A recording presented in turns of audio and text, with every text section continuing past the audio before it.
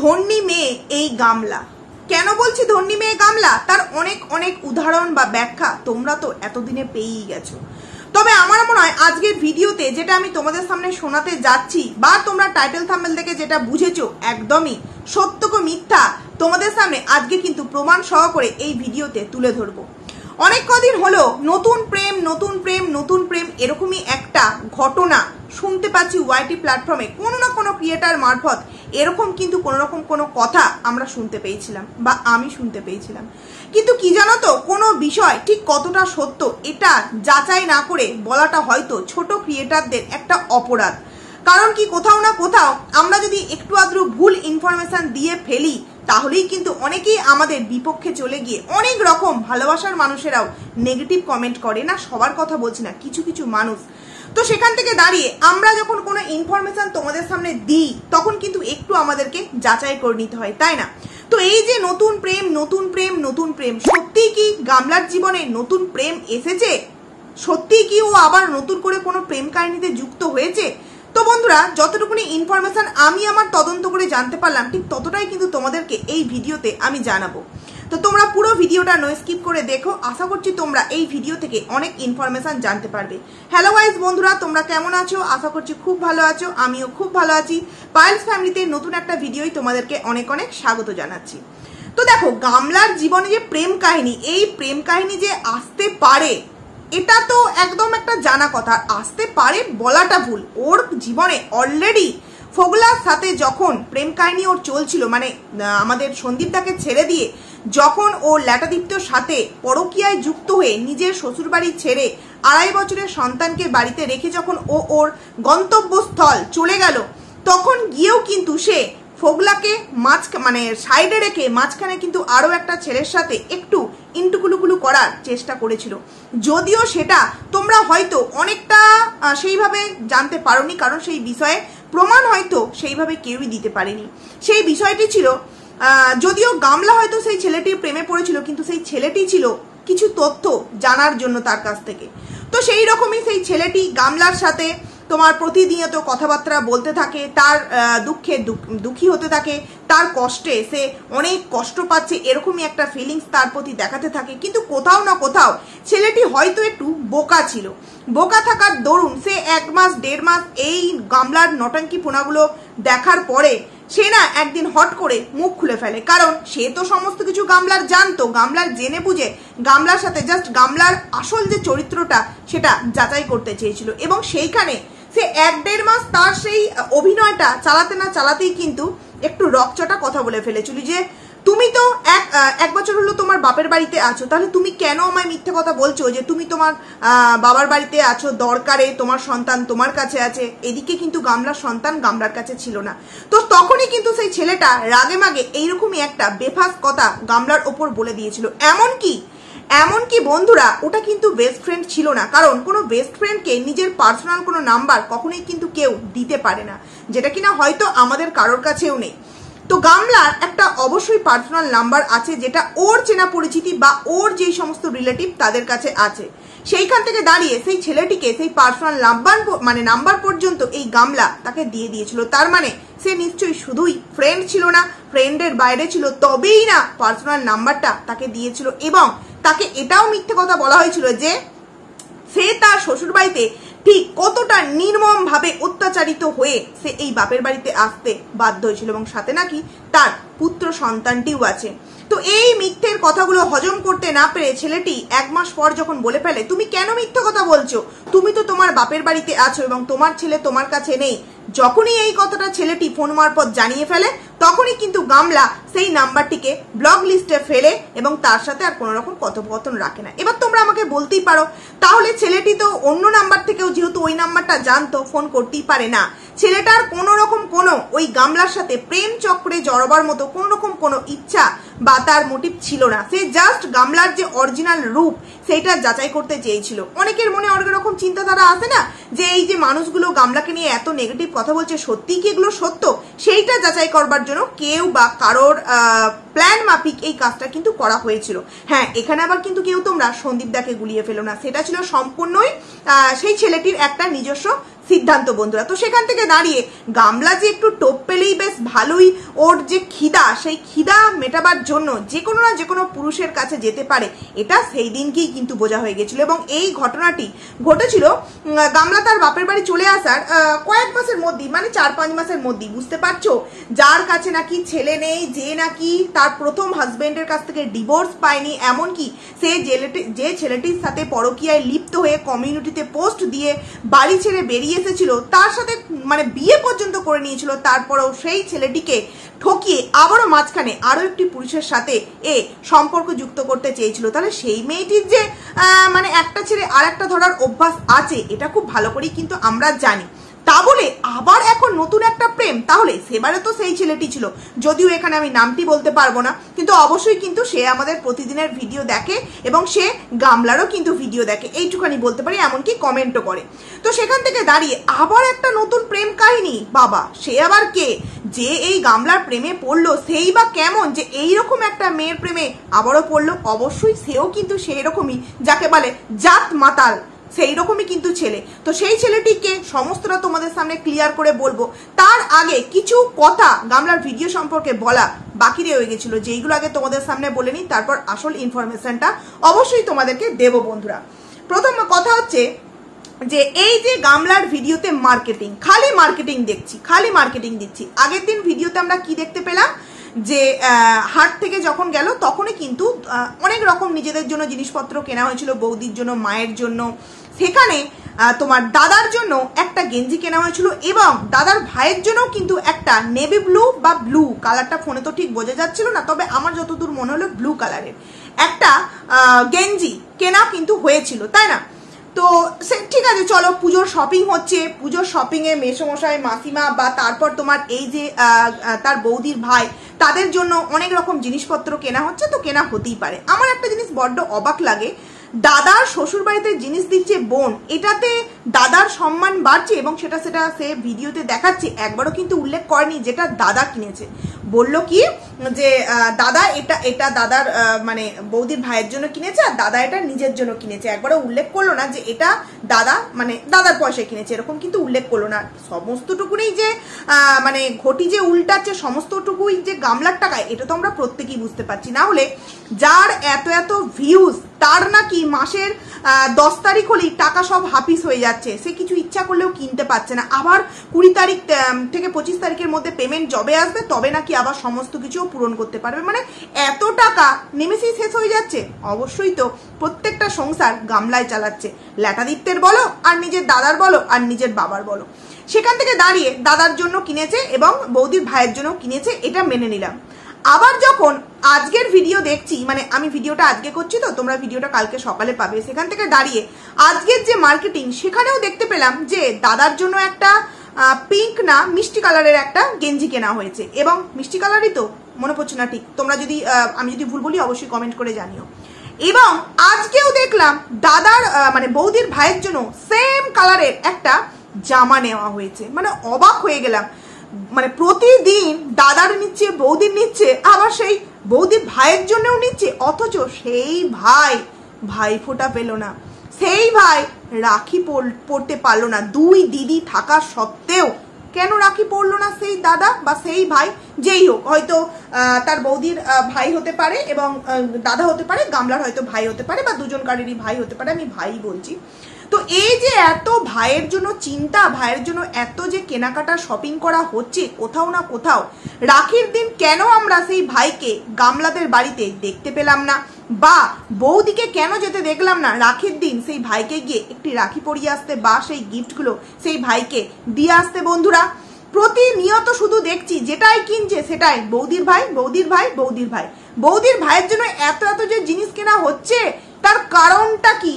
পুজোতে দেওয়ার জন্য একটা, ঠিক আছে, মা কি বলেছে যে একটা গেঞ্জি কিনেছিস, এবার একটা জামা কিনে নে। অবাক করা কাণ্ড, মানে বাবার হচ্ছে না, এদিকে মায়ের, মানে বাবার এখনো পর্যন্ত একটাও কোনো কিছু কেনাকাটা দেখলাম না, সেখানে বৌদির ভাইয়ের জন্য দুটো, বৌদির বাবার জন্যও হলো না, বৌদির মায়ের জন্যও পেলো না, পছন্দ হয়নি, অথচ বৌদির ভাইয়ের জন্য দুটো হয়ে যাচ্ছে। এবার 2 দিন পর শুনবো যে একটা গেঞ্জি হয়েছে, একটা জামা হয়েছে, একটা জিন্স নিয়ে নে, একটা স্যান্ডো গেঞ্জি নিয়ে নে, একটা, মানে বুঝতে পারছো আমি কি বলতে চাইছি, মানে সমস্ত কিছু বৌদির ভাইয়ের জন্য।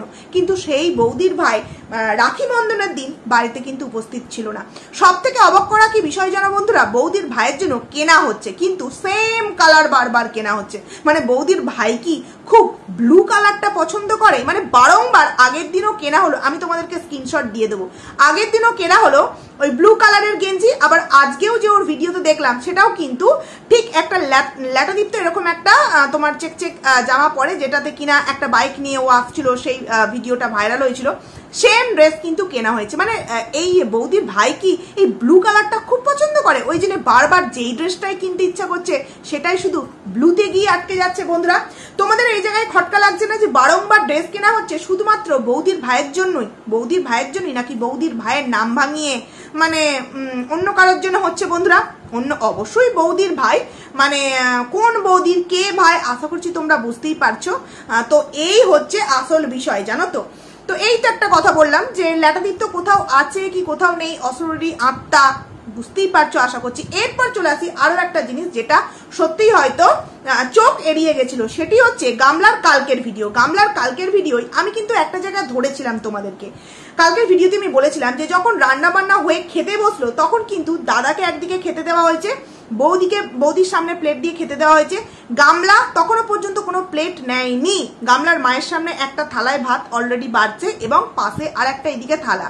তারও কিছুক্ষণ পর দেখলাম গামলার সামনেও একটা প্লেট যথারীতি মানে দেবে বলে সামনে এগানো আছে, ওর মায়ের সামনেও একটা। তাহলে সাইডে আর একটা যে থালা রাখা ছিল সেটা ঠিক কার জন্য? আমি এরকমটাও বলেছিলাম যে হয়তো চিকেনটা ঢাকা দেওয়ার জন্য ওই থালাটা ছিল, অতটা গুরুত্ব দিইনি। কিন্তু তারপর যখন ওই বিষয়টা নিয়ে আমাকে একজন কমেন্ট করলো, তখন আমি জাস্ট যখন গিয়ে দেখলাম, সত্যিই দেখলাম যে সত্যিই এটা কিভাবে আমাদের চোখকে এড়িয়ে গেল। ওখানে খেতে বসে যে কন্টেনারগুলো ছিল ওইগুলো ঠিক কোথা থেকে উদাও হলো বন্ধুরা। যদি বাড়িতে থাকতো সেটাও আমরা শুনতে পেতাম, যদি কেউ নিয়ে আসতো বাইরে থেকে খাবার সেটাও গামলা আমাদের সামনে বলতো, কিন্তু ও তো কিছুই ভিডিওর মধ্যে বললো না। তাহলে হঠাৎ করে বাড়িতে ওই খাবারের যে ডিব্বাটা সেটা কোথা থেকে চলে এলো? এমনকি আগের দিন রাতে অনেক খাবার দাবার তৈরি হয়েছিল বাবা আসবে বলে, কিন্তু বাবা আসতে পারেনি, তার মানে বাবাও আসেনি যে বাবা নিয়ে আসবে, আর বাড়িতে অনেক খাবার আছে, তাই নিশ্চয়ই এক্সট্রা করে রেস্টুরেন্ট থেকে কোনো রকম কোনো খাবার এনে খাওয়ার কোনো প্রয়োজন নেই। বা যদি কোনো বেশি বাসা খাবার ফ্রিজে থেকেও থাকে সেটা ওই দিনকে প্রয়োজন তো অবশ্যই পড়বে না, কারণ আগের দিন অনেক ভাত তরকারি রয়ে গিয়েছিল। তাহলে ওই কন্টেনারের খাবারটা ঠিক কোথা থেকে এলো আর কেই বা আনলো?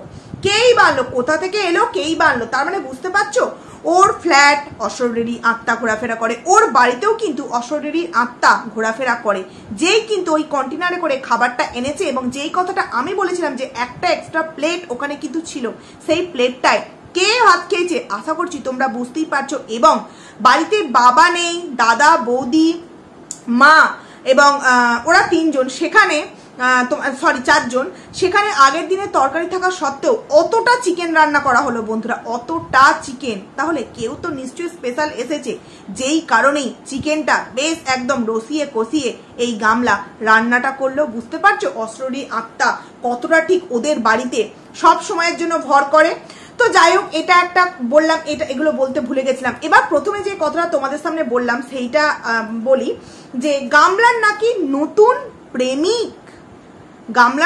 নতুন প্রেমিক, এটাও আবার ভাবা যায়, সত্যি এটা আবার ভাবা যায়। ছেলেকে নিয়ে এত চিন্তিত, অথচ দেখো নিজের দিনে দিনে নিজের প্রতি যে ভিউয়ার্সরা বারবার বলছে যে তুমি এটা করো, তুমি ওটা করো, তুমি নিজের উপর একটু গুরুত্ব দাও, ও কিন্তু একদম সেটা অক্ষরে অক্ষরে পালন করছে। এবং সেটা ইদানিং, আগে কিন্তু করতো না, ইদানিং করতো। আচ্ছা ইদানিং শুধু কি ভিউয়ার্সদের কমেন্ট করার চাপেও এই সমস্ত ড্রেস পোশাকগুলো করছে, নাকি সেই মানুষটি এইগুলো গামলাকে বলছে তুমি এইভাবে সাজো, তোমাকে আরো সুন্দর মডার্ন লাগবে? বন্ধুরা কারণ কি যেটা শুনতে পাচ্ছি যে ফ্ল্যাটেই নাকি এমন কিছু একটা ঘটনা ঘটেছিল যার জেরে এই গামলা ফ্ল্যাট ছেড়ে চলে আসতে নাকি বাধ্য হচ্ছে। দেখো আমার কাছে যতটুকুনি যা আগে ইনফরমেশন ছিল সেটা হচ্ছে যে ফ্ল্যাট নিয়ে ওই অশান্তি ঝগড়া বলতে ল্যাটাদীপ্ত ওখানে যাতায়াত করছিল, যেটা অনেকেই ওখানে দেখতে পেয়ে যাচ্ছিল, ক্লাব থেকে আরম্ভ করে ওখানকার যারা স্থায়ী বাসিন্দা তারা এই জিনিসটাকে ভালো চোখে দেখছিল না। এবং তারা এটাও হয়তো মনে প্রাণে একটা শপথ নিয়ে নিয়েছিল যে কোনোদিনও যদি এইরকম দেখতে পায় অবশ্যই ভিডিও ক্লিপ করবে এবং সেটা কোনো না কোনো কন্ট্রোভার্সি ক্রিয়েটার মারফত বা ডাইরেক্ট সেই ফ্ল্যাট মালিকের কাছে পাঠিয়ে দেবে। তো সেখান থেকে দাঁড়িয়ে ফ্ল্যাট মালিকেরও তো অনেক রকম কেচ্ছা কাহিনী তোমাদের সামনে চলে এসেছে, সেও আর কিছু মানে বলতে পারবে না। তো সেখান থেকে যেই দিন নাকি গামলার ফ্ল্যাটে প্রথম দিন লোডশেডিং হয়ে গিয়েছিল, সেই দিনকেই নাকি ছাদে এমন কিছু একটা কর্মকাণ্ড হয়েছে যেখান থেকে দাঁড়িয়ে সেই জিনিসটা নাকি বিশাল বড় একটা আকার ধারণ করেছে, এবং সেখানে ফোকলা নাকি জানতে পেরে গেছিল, এবং ফোকলা নিজে আচ্ছা মতো দিয়ে ওখান থেকে নাকি গামলাকে সরিয়ে এনেছে যে তুমি ওখানে থাকলেই আমি তো সব সময় যেতে পারবো না, কারণ কোনো না কোনো সময় কেউ দেখতে পেয়ে গেলে সেটা আবার মানে ভিডিও ক্লিপ সমেত পাঠিয়ে দিলে আরো সমস্যায় পড়বো। সেখান থেকে দাঁড়িয়ে আমি যেতে পারবো না, তুমি একা থাকবে, একা থেকে তুমি ওই সমস্ত চক্কর চালাবে, আমার সোনার ডিম পাড়া হাঁসটা এইভাবে একদম ভাগ ভাগ হয়ে যাবে, সেটা তো আমি মেনে নিতে পারবো না। আমার বাবা মার পছন্দ করা লক্ষ্মীমন্ত বউ একটা পেয়েছে, সেখানে কি করে কেউ ভাগ বসাবে, আর আমি সেটা মেনে নেব। যেই কারণে ফোকলাকান্ত নাকি ওকে ওখানে বাটাম দিয়ে ওইখান থেকে নিয়ে চলে আসতে বাধ্য হয়েছে। এইবার তোমরা হয়তো বলবে যে তাহলে সেই মানুষটি কে? বন্ধুরা দেখো, যতদূর খোঁজ পেলাম সেই মানুষটি নাকি সেই রাতে মার খেয়েছিল। এইবার তোমরা অনেকেই জানতে পেরেছো যে ওই রাতে কে মানে ওই রাতে কে মার খেয়েছিল। তার পরের দিনের ভিডিওতে আমিও বলেছি, অনেকেই বলেছে কে মারধর খেয়েছিল, কে পাড় মাতাল, কার চরিত্রের দোষ আছে। সেই রকমই কোনো একটা ছেলের ভালোবাসার টানে গামলা হয়তো একটু হাতছানি দিয়ে ফেলেছিল, একটু আদ্রু, এবং সেইটা ফোগলার চোখে পড়ে গিয়েছিল। তো ফোগলার চোখে পড়তেই নাকি বিষয়টা সেইখানেই শুরু, সেইখানেই নাকি শেষ হয়ে গিয়েছে। এইটুখানি আমি অন্তত মানে জানতে পারলাম বন্ধুরা। কতটা সত্যি কতটা মিথ্যা এটা আমি তোমাদের সামনে বলতে পারবো না, কারণ এর কোনো প্রমাণ অন্তত আমার কাছে নেই। কোনো জিনিস এক ছেড়ে দুয়ে যখন পৌঁছাবে তখন নয় হাতে একটু প্রমাণ আসবে, তাই না? যেটা শুরু যেইখানে হলো সেইখানে যদি সমাপ্ত হয়ে যায় তার তো কোনো প্রমাণ দেওয়ার প্রশ্নই ওঠে না।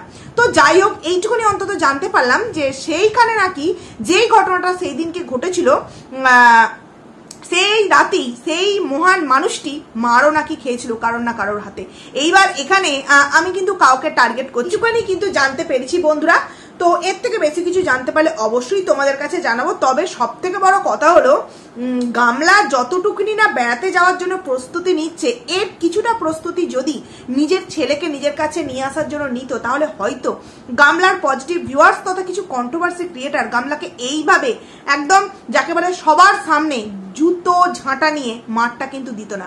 অনেকেই আজকে রব তুলেছে কি এত বাড়াবাড়ি করাটা উচিত না। ওই যে কথাই আছে না, স্বাধীনতা কি এটাকে বলে বন্ধুরা?